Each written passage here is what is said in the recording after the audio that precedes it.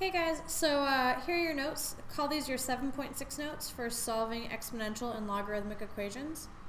To start with, we're just going to be looking at a bunch of story problems today and how to solve these problems. So in this first example, when a person takes I milligrams of Advil, the amount A in milligrams remaining after T hours can be modeled by, and they give you an equation here, a formula. If you took 300 milligrams of Advil, how long would it take for there to be less than 5 milligrams left in your bloodstream? So the first thing we need to do is pull out the important information and plug it in where it goes. So I see some numbers here. Let's see, 300 milligrams of Advil. I see the question word how long, which means we need to find T because we don't know what it is. And I see 5 milligrams left. Now, we've been doing these problems for a while, and so from experience, I know that the initial amount always goes in front of your exponential part of the formula. So I know that this is going to be 300. It also says when a person takes I milligrams, and it says you took this many milligrams, so that's another way to figure it out. And then we've got 0.81. We don't know what T is, so I'm going to put an X up there. That's our unknown. And we know that this equals 5 milligrams. Now, so far in class, we haven't talked about how to solve a problem like this algebraically. We only know how to do that when it's E or a 10 underneath the X. And so this is one that we can solve on our graphing calculator. So we can go into our Y equals, clear out anything that's there, and type in 300.81 to the X power. And we want to know when this equals 5. So now, the way that we've been doing this in class is we've been looking at our XY table, and we've been trying to figure out when it's close to 5, and so I need to like scroll down here because I want to get closer and closer and closer to 5.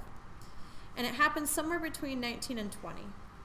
So at 19, we're at 5.47, and at 20, we're at 4.43. So what that means is somewhere between 19 and 20, I'm going to actually hit 5.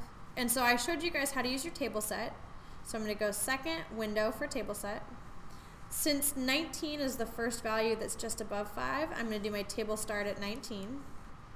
And I'm going to make my table change by 0.1 instead of by 1. Then I go back to my XY table, and now I can get a little more precise. Now I see that it changes, it hits 5 between 19.4 and 19.5. So at 19.4, it's 5.03. At 19.5, it's 4.93. So it's happening somewhere between these two numbers. And then I could go one more time. I'm going to start it at 19.4 now. And instead of going by 0.1, I'm going to go by 0.01. And I can get a little more precise. So it looks like it's happening between 19.43 and 44. Between these two, 4.3 looks closer because I have 0.0002. So one way you could say is T or X is equal to 19.43, and T was measured in, let's see, hours. So T hours. So this is going to be hours.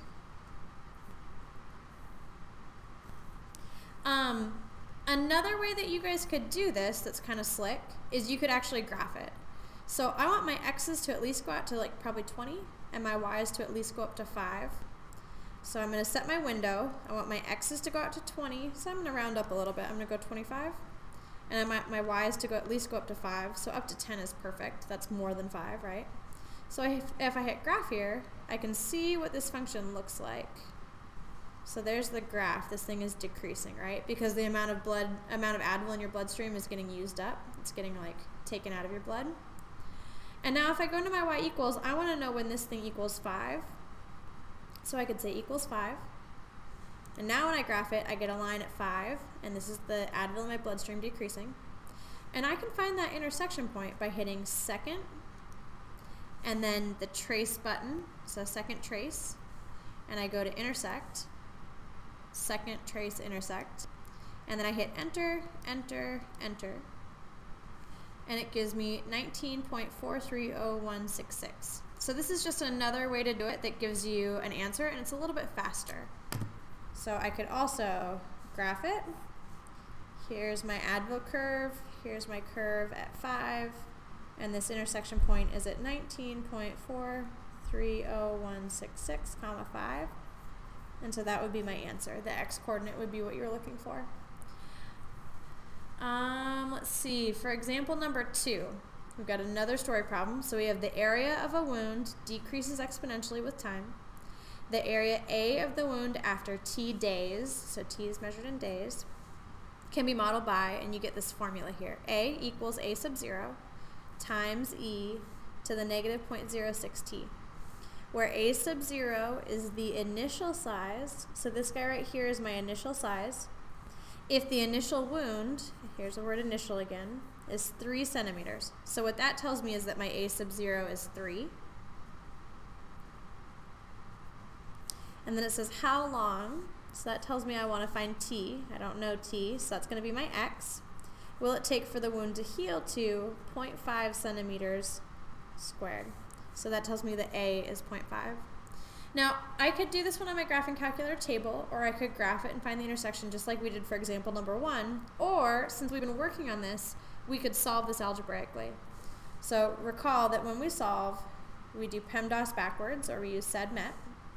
There's nothing to subtract on both sides, but I can divide, nothing to add either. I'm going to divide both sides by 3. So on my calculator, 0.5 divided by 3, I get 0.166 repeating equals e to the negative 0.06x. And then we've been talking a lot in class how to cancel out an e. We do that with an ln. So you're going to natural log both sides. Okay. When you natural log e, they cancel. So on this side, we're just going to be left with 0.06. And now as far as your calculator goes, I can use this whole decimal, the 0.16 repeater. I can just take the natural log, and if I hit the second button and then hit the negative sign, that's going to put the whole answer, so second and ANS, negative, that puts this whole decimal in the natural log for me, so it gets a little bit more accurate. And then I can divide both sides by negative 0.06. So divide by negative 0.06. And I get 29.86. Let's just go out to 2 decimals. So 29.86 is equal to x.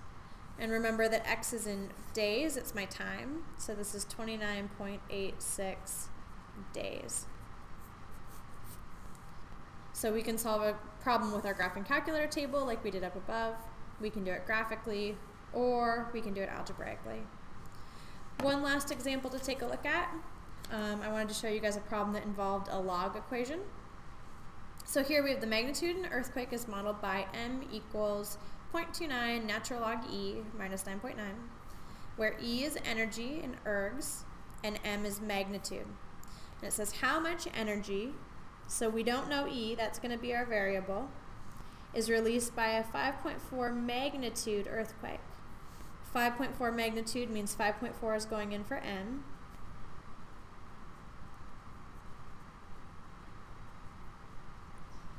And again, here we could do this in a graphing calculator table. We could do it graphically. But I think you guys have seen from doing these problems a couple of times that algebra really is the fastest way to do it. So if I'm going to use the algebra, I'm going to use SADMAP to solve. Remember that you have to do parentheses last, and you're going to start with subtraction. So we're going this direction. We're doing PEMDAS backwards. So let's see. I can't subtract anything from both sides, but I can add. I'm going to add 9.9 on to both sides. When I do that, the 9.9s cancel. And let's see, 4 and 9, bring up the 1, that's 15.3.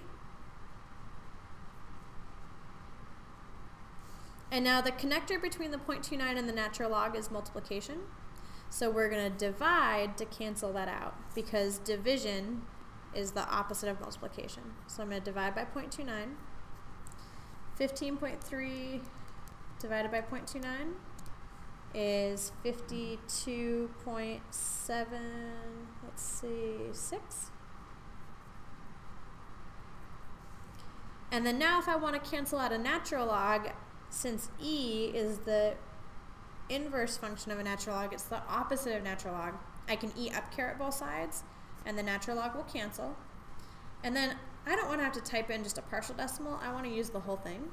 So I'm going to hit second E, or second natural log, and then second negative sign, which gives me the ANS.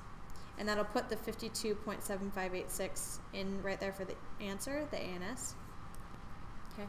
Now notice on this problem, I get 8.18, but then I get E22 right here.